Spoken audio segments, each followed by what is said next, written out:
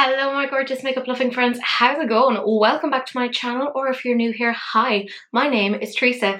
Today I am looking at the Oden's Eye by Angelica Nyqvist Hela palette. Yeah, that's right, I know, I'm super late to the game. I was on a hiatus and I will continue to discuss that. Anyways, palette looks like this. I have some swatches on my face. I do this look and there is a review. So if that sounds like something you are interested in, then do please keep on watching. Honestly lads, at this point my brand should just be gross and greasy, but I figured I'd swatch this before I go and have a shower. So obviously it's the Hela palette, let's give it a go.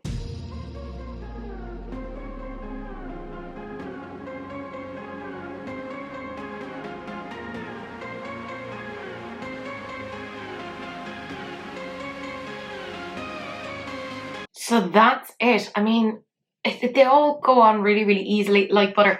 Now I know you can't see these very well because they're a bit pale, and also they have a bit of a reflect, so you can see that shade in there has a little bit of a yellowy kind of pinky thing with more of a grey toned purple. Yeah, and look at my chin. Anyways, they do apply really nicely. This is the whole thing, and that's right, it's the look. You know, I think Oden's Eye should use this to promote everything forever and always. Yeah. Anyways, I'm gonna go and shower this off and you can see what I did with the actual palette. Sometimes you just need a no makeup day. Today is not that day. We are using the Hela palette from Oden's Eye and Angelica Nyqvist, and that's right, I'm doing this. Fuck it, let's get into it. I'm using this Artitude Cosmetics brush and I'm going into the shade Hela. And I'm just popping that into the inner corner of the eye. Now, even though this is quite a pale pink, I was pretty surprised at just how pigmented it actually was. That being said, I am basically the shade of Frosty the Snowman, so take that with a pinch of fucking salt. And I'm kind of dragging it up towards kind of the middle of the brow to the kind of arch-ish. I don't know, how do I segment off my brows? I'm not very good with brows. As you can see, I don't really do anything with them. Partly because I'm a lazy bitch, I believe is the correct tone there, or correct phrase.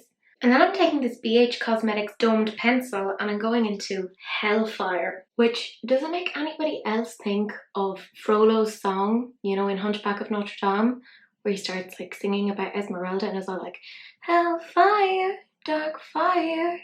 Sorry, my voice is like not great these days, but just popping that on the inner corner there and just being like, hey, let's do shimmers. But yeah, ooh, that is nice. I've already decided I'm going to use this as like a blush and this as a highlight. And there's nothing that you can do to stop me. I'm using the Artitude Cosmetics brush again and going back into Hela. I just want to pop a little bit more colour on. And you can see, again, super pigmented. And I'm just popping that up there. And I will take more of Hellfire on there because, you know, why not? I am a woman that's true to my word. I'm taking the BH Cosmetics brush again and going back into Hellfire. Which, can we appreciate? I didn't think that was ever going to be a phrase that would be said on my channel. We're going back into Hellfire. Like, Jesus. As if 2020 wasn't bad enough. Now Teresa's in Hellfire. Well, there you go. It was only to be expected. Lapsed Catholic. Can't even fucking say anything. There we go, lapsed Catholic that she is. Oh, I'm not even going to bother editing that out, am I? No, I'm not. I'm taking this Blend Bunny B1 brush and I'm going into Goddess. And are you surprised popping it here? Yeah, nice amount of pigmentation on this. This could be a beautiful blush colour for somebody who has a deeper skin tone. I'm not against this. Also, by the way, these Blend Bunny brushes are annoyingly nice. I need her to come out with like more shapes and stuff. That'd be fabulous. Did I briefly abandon you so I could do a cut crease? Yeah, but let's hope you're not left with too many deep-seated psychological abandonment issues. But if you are, I know someone who can help. Not me. Never me.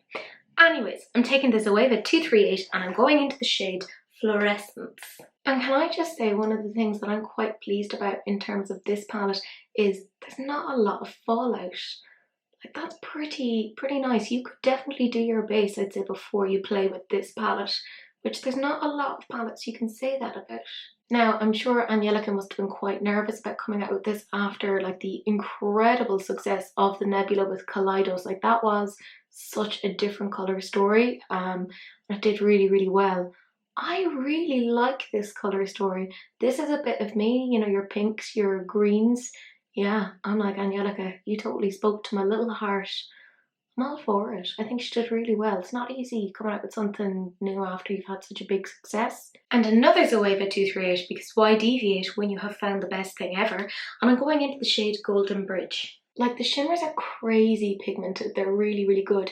Now, here's one thing I personally think. I think these two shades are a little bit too close to each other, in my opinion.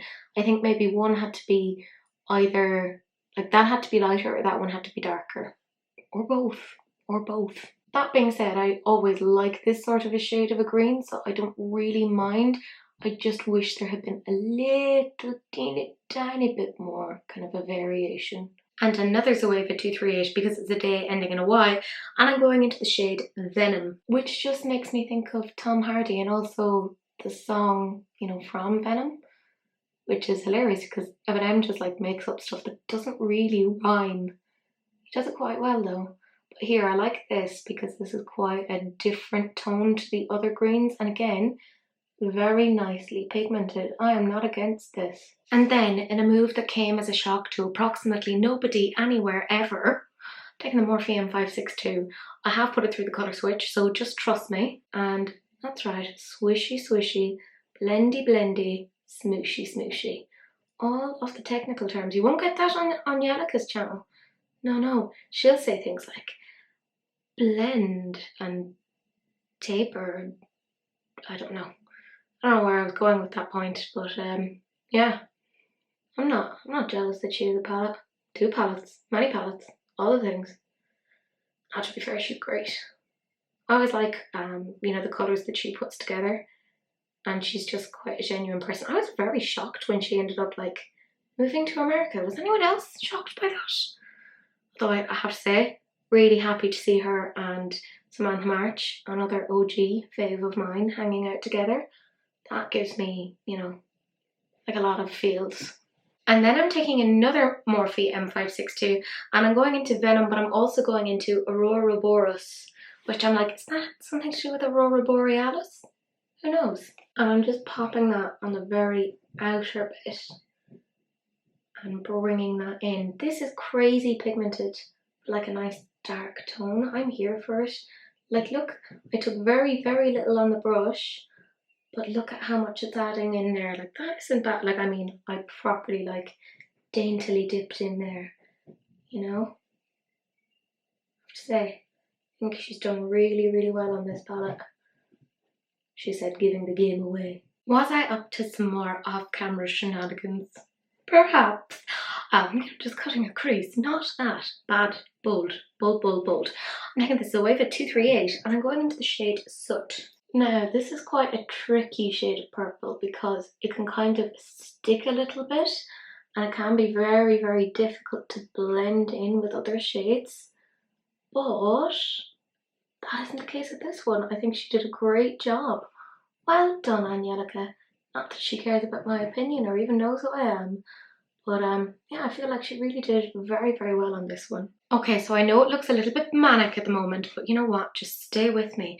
Taking this blank canvas E10, and I am just going to swish between these two up here, because this is kind of where it's really quite important to get a little bit of something going on in terms of the blending, because otherwise it just ends up being crazy, crazy harsh. And yeah, I probably should have actually brought a little bit more purple up. Let's do that. Okay, I know it looks a little bit manic, but just stay with me. Don't abandon me now. Taking a blank canvas, E10, and literally the main focus right now is just trying to get these two shades to kind of merge at least a little bit. Now, this is where I was kind of saying that sometimes this shade can have a little bit of a problem, like hanging out with others. A bit like myself, really. It kind of likes to do its own thing sometimes, but I think that they've done a really good job with the formula on this particular shade because, as you can see, it does actually disperse pretty darn well. Like, you don't have a massive problem in terms of getting it to merge with the pink there. Like, I think they did a really good job. What I'm also going to do is take that dark pink and like bring it down here as well. But you don't need to see that because that's dull, lads. Very, very dull. I'm taking another blank canvas E10 and I'm going into the shade Double-Sided. And I also think I'm going to end up using this as a highlighter because that is crazy pretty. Like, ugh, how dare they? Beautiful pigment on that. I'm taking a BH Cosmetics small precision brush and I'm going into the shade Complete. Now, I had hoped this would give me off more sparkle, but it seems to be more of like a shimmer. But, you know, it's fine, it'll do. And I'm just kind of packing that there and around and just spreading it. Does it have the best pigmentation? Hard to tell when you put it on top of a deep purple. So, like, it's not like I'm giving it the most fair test in that respect. But I actually think it's pretty good, you know? There does seem to be like an unusual shift to it, which I think is quite interesting. And I took that brush and put it through the colour switch, and now we're going into this shade, which is called River. And this kind of gives it a little bit of an extra dimension, which I think is quite interesting. Not against it, I think that looks quite nice. And again, I'm just kind of blending it up where everything else is. It does look a little bit odd on me, but do you know what? Once everything is put together, you know, like once you've like lashes and stuff, God, I really depend on lashes and liner and such. What would I do if they didn't exist? Cry, probably. Yeah, that sounds about right. Okay, so that's it for now. I'm gonna go off and do my liner. Are you surprised? I'm using the Artitude Cosmetics, and I will come back and show you what I have done. I'm likely going to use some of these shades as well for blushes and highlights, so I'll tell you about that once I'm back. Did you miss me? Look, I did what I said I was going to do, and I took the shade Hela and used that as a blush. Did I go overboard? Maybe, but that is the theme of R&R this week. And I used a little bit of Double-Sided. That has a lovely like duochrome. I used that on the tip of my nose and just here. And I also used Hellfire as a highlight as well. And I added some gems because, do you know what? Why the fuck not? It's my face. I'm going to zoom you in so you can see the eyes now. I also, by the way, added a little bit of glitter grind by Urban Decay in there.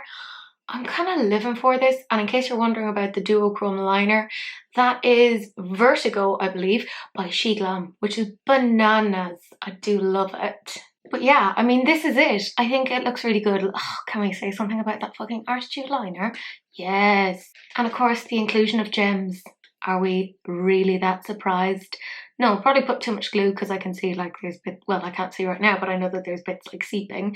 But you know what? Fuck it. It'll do. So I know you're all dying to know my opinion on a palette that I don't think is really being sold anymore because it was a limited edition collaboration, but fuck it.